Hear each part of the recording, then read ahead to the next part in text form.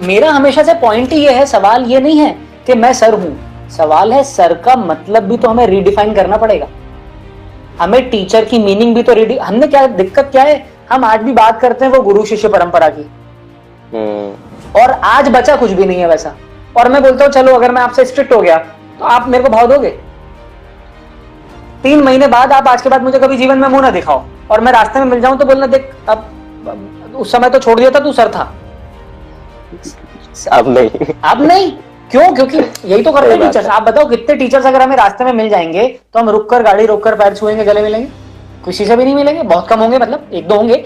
The point is क्यों नहीं करते? क्यों? क्योंकि तुमने टीचर बनने के चक्कर में तुमने ही सोच लिया था टीचर का मतलब है जो बच्चों की बेइज्जती करे, टीचर का मतलब है जो बच्चों को फोर्स करे, बच्चों के ऊपर प्रेशर बनाए। और मैं हमेशा बोलता हूँ टीचर बनने का मतलब है उसे एक्सेप्ट करो वो जैसा है। वो वसीम बरेलवी का बहुत अच्छा शेर है, शर्तें लगाई जाती नहीं दोस्ती के साथ, मुझको कबूल कीजिए मेरी हर कमी के साथ। तो टीचर में मैंने एक बात देखी, अमर सर को मैं हमेशा इसलिए मानता हूं क्योंकि उन्होंने पहले मुझे मेरी कमियों के साथ एक्सेप्ट किया, और 1 बार 2 बार नहीं, करते रहे वो 5-6 महीने साल भर तक करते रहे। और जब उन्होंने पहली बार मेरे अंदर कमी निकाली तो मुझे समझ में आया मुझे तो बुरा ही नहीं लगा। फिर मैंने सोचा मेरे पापा भी अगर मुझ में कमी निकाल देते तो मुझे चिढ़ आ जाती है, पर अमर सर ने कमी निकाली तो मुझे बुरा क्यों नहीं लग रहा। फिर मुझे समझ में आया पहले सर ने फ्रेमवर्क किया, आपके साथ मैंने पहले फ्रेमवर्क किया। अगर मैं आज आपको कुछ भी बोल दूंगा तो मुझे पता आपको बुरा नहीं लगेगा, आप बुरा मानोगे ही नहीं, क्योंकि आप जानते हो कि मयंक सर तो कुछ बुरा बोल ही नहीं सकते। अगर मैं आपको गाली भी दूंगा ना तो आप जानते हो कि नहीं, सर का इंटेंट कभी भी गाली देना नहीं होगा, सर कुछ ऐसी बात बोलना चाह रहे हैं। तो ये चीज आना जरूरी है ना। आप क्या बोलोगे? तो अगर एक टीचर कमी नहीं निकालेगा बच्चों के अंदर तो कौन निकालेगा? मेरा सवाल ये नहीं है, मेरा सवाल है कब? पहली बार में, दूसरी बार में, तीसरी बार में? ये होगा 270वीं बार में, ये होगा 315वीं बार में। आप पहले उससे जुड़ो। पहले देखो, हर व्यक्ति को पता होता है उसके अंदर कमी क्या है, आपको भी पता है और मुझे भी पता है। सवाल है सामने वाला कैसे बता देगा भाई? और पहली बार में कैसे बता देगा? हाँ, पहली बार में, दूसरी बार में, 7वीं बार में, बिल्कुल सही बात है, कैसे बता देगा? पहले तुम जगह तो हासिल करो। सही बात। मैं इसको हमेशा बोलता हूँ प्रोसेस बहुत इंपॉर्टेंट है। अगर आप एक लड़की से मिले और आपको पसंद आ गई और आपने आज जाके उसको आई लव यू बोल दिया तो साउथ की पिक्चर में तो चलो वो हाँ बोल देगी, बट रियल लाइफ में कभी नहीं। ऐसे तो जूते पड़ने आपको। तो क्या मिसिंग है? मिसिंग है प्रोसेस, मिसिंग है उससे चाय का पूछना, मिसिंग है उससे कॉफी का पूछना, मिसिंग है उसके साथ एक रेस्टोरेंट पे जाना, मिसिंग है उसके साथ मूवीज देखना, मिसिंग है उसके साथ क्वालिटी स्पेंड करना, और फिर धीरे से उसे बोलना कि तुम्हारे साथ पिछले 15-20 दिन स्पेंड करने के बाद मुझे लगता है I am in love with. तो ये जो चीज है, अब तुम ये कहते, तुम्हें मैंने अभी देखा था तुम नाक साफ कर रही थी तो एकदम से मुझे तुमसे प्यार हो गया, तुम क्या बोलोगे उससे यार? तुम कैसे बोल दोगे ये बात यार, तुम आई लव यू? वो तो तुम्हें साइको समझेगी। अच्छा, इसका दूसरा भी मतलब है, मान लो तुम्हारा प्यार जेन्युइन भी है तो फिर वो ये भी तो सोचेगी अच्छा तो इसको तो कोई भी लड़की दिखती होगी आई लव यू बोल देता होगा। पहले तुम ये तो एस्टैब्लिश। आप देखो एक मूवी आई थी मास, ठीक है था, वन मैन आर्मी, मास, नागार्जुन की। आप देखो उस नागार्जुन वाली मूवी में मुझे सबसे अच्छी बात क्या लगी थी, वो लड़का जो है वो पहली बार में उस लड़की से जाकर आई लव यू बोल देता है और वो लड़की चिढ़ जाती है नॉर्मल लड़कियों की तरह, लाइक तुम पागल हो क्या?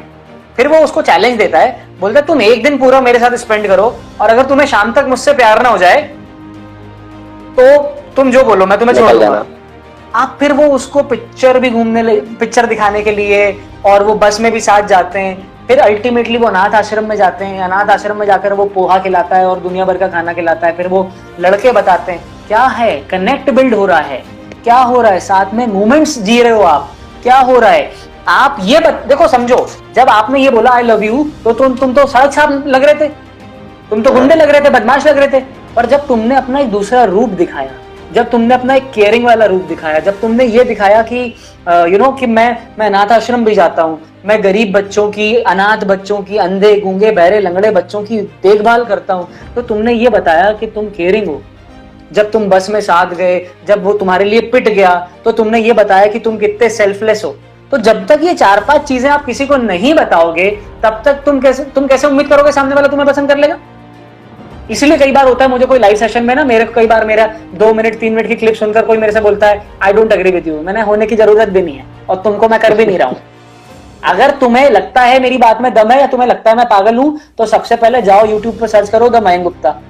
सबसे पहले जाकर मेरे पुराने वीडियोस देखो, मेरे आईजीटीवी पर जो 50 वीडियोस पड़े जाकर उन्हें देखो, मेरे जो स्टूडेंट्स हैं उनसे बात करो, जाकर मेरे जब वो हाइलाइट्स में जाकर देखोगे तो वहां पर मेरे टेस्टिमोनियल्स मिलेंगे, वो टेस्टिमोनियल्स पढ़ो जाकर। मेरे फेसबुक लाइव पे जो वीडियोस हैं वो देखो जाकर, तब धीरे धीरे तुम्हें समझ में आएगा। मयंक द मोटिवेटर सर्च करो नेट के ऊपर तो जो मेरी वेबसाइट आएगी वो देखो जाकर। तुम क्या मुझे ये बताना चाहते हो कि भाई आप बताओ मुझे इंडिया का सबसे परफेक्ट एक्टर कौन है?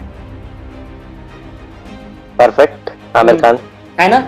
अब अगर आप अपने छोटे कजिन को ये बताओ कि सबसे परफेक्ट एक्टर है आमिर खान, और फिर मैं उसे उठाकर ले जाऊं और सीधे मैं उसको ठग्स ऑफ हिंदुस्तान दिखा दूं, अब वो सबसे पहले तो आपको ढूंढेगा, तू है कहां जब उसको लेकर आप बताता हूं मैं इसको। तो सवाल ये थोड़ी है कि आमिर खान परफेक्शनिस्ट है या नहीं है, सवाल है तुमने स्टार्ट कैसे की। तुम लगान दिखाओ उसको, तुम दिल चाहता है दिखाओ उसको, तुम गजनी दिखाओ उसको, तुम थ्री इडियट्स दिखाओ उसको, तुम दिखाई क्या रहे हो सीधे। अब पता नहीं मैं कौन सी, मैं बोल रहा हूँ टीचर्स गधे होते हैं, आपने एकदम से बोल दो टीचर्स गधे होते हैं तुम्हारे। अरे मैं टीचर हूँ, मेरा बाप टीचर है। टीचर्स गधे होते हैं का मतलब ये भी तो समझो मैं किन टीचर्स की बात कर रहा हूँ। तो हमेशा ये बहुत इंपॉर्टेंट। अच्छा, इसीलिए मैं हमेशा बोलता हूँ डोंट जज a book by its cover, understand it. उसका प्रीफेस तो पढ़ लो, चलो किताब मत पढ़ो, उसका प्रीफेस तो पढ़ लो। अभी मेरे पास किसी का फोन आया, बोले सर आपके वीडियोस देखे I don't agree with you. मैंने बोला मैंने आपको अग्री करने के लिए वीडियो बनाए भी नहीं थे। मैंने पहली बात तो ये समझ लो। तो बोले मैं तो आपको फीडबैक दे रहा हूँ। मैंने बोला मैंने मांगा नहीं आपसे फीडबैक। तो बोले नहीं मेरा वो मतलब नहीं है। मैंने बोला एग्जैक्टली, अब आपका टोन सही हुआ मुझसे बात करने। आप जानना पहचान, तू मेरा मेहमान एक तो वैसे ही हो गया भाई। तुम मुझे फोन करो, बोलो मैंने आपका एक वीडियो देखा, उसमें आप ये बात बोल रहे हैं और मुझे लगता है ये बात कहीं ना कहीं गलत है, और फिर मैं पूछूंगा आपसे आपको ऐसा क्यों लगता है, फिर आप बताओगे अपना एक्सपीरियंस, और फिर मैं आपको बताऊंगा अपना एक्सपीरियंस, और फिर आपको समझ में आएगा कि आपका और मेरा लाइफ को लेकर एक्सपीरियंस अलग अलग है। And it is okay to disagree with each other. मैंने ये नहीं बोल दिया जो मैंने बोला है वो बाइबल है, मैंने नहीं बोल दिया जो मैंने लिखी है वो गीता है। मैं श्री कृष्ण नहीं हूं कि मेरी बात सही होगी। हाँ, मैं तो बोलता हूं अगर श्री कृष्ण, कर्म करो फल की चिंता मत करो। अगर इसके नीचे से श्री कृष्ण हटा दो ना और मयंक गुप्ता लिख दो तो 4 लोग जूते मारेंगे आके के साले बिना फल की चिंता किए हम कर्म कैसे कर लें बे। पर क्योंकि वो बात गांधी जी ने बोली है ना, और क्योंकि वो बात कृष्ण जी ने बोली है ना, तो वो सही हो जाती है। वो आंख के बदले आंख, दुनिया अंधी हो जाएगी। ये बात अगर मैं बोल दूंगा ना तो आदमी बोलेगा तो तुम क्या कहना चाह रहे हो कि कोई मेरी आंख फोड़े तो मैं आंख ना फोड़ूं। तो क्यों ये बात इसलिए चल गई क्योंकि गांधी जी ने बोली थी, वो बात इसलिए चल गई क्योंकि कृष्ण जी ने बोली थी। मैं बोलूंगा तो नहीं चलेगी ये बात। तो पहली बात तो ये समझो, आपको मेरी सारी बातों से अग्री नहीं करना। अगर इन लोगों के नाम के आगे से आप भगवान हटा दोगे ना तो इनकी बातों से भी कोई अग्री नहीं कर रहा। और अग्री करने के बाद भी कौन अग्री कर रहा है, सच्चाई तो ये आप भी जानते हो मैं भी जानता हूँ।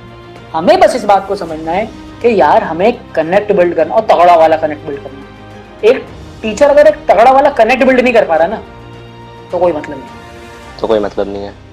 और इसीलिए मैं कमी निकाल पाता हूँ अपने बच्चों से। जब मैं खुल के बात करता हूँ ना, मैं कोई भी बात बोल पाता हूँ, किसी भी लहजे से बात कर पाता हूँ, मुझे पता है सामने वाला व्यक्ति बुरा नहीं मानेगा। और ये क्यों होगा? ये इसलिए होगा क्योंकि मैंने क्या बिल्ड करके रखा है, कनेक्ट।